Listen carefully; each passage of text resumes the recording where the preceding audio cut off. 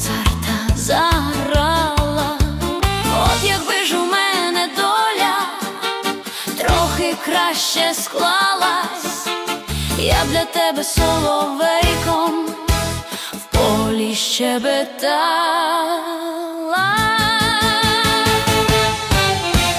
Я моторна і проворна, вмію в світі жити, знаю, як іде копійку свіжу заробити, знаю, де і що не так, і по чому лихо, знаю, як зробити так, щоб було все тихо. Візьму щіпку полину, у гірку долоню, по стерні у степ піду, сяду на осонні, кину в землю той полин, бо наїлась волю, і попрошу не для себе, для країни долі.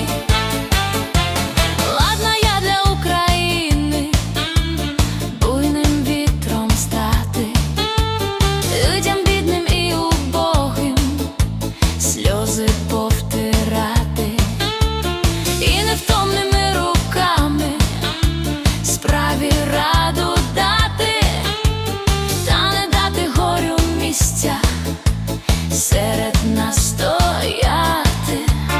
А тоді з блаженним ликом височінь злетіти і усіх людей серденьком зігріти.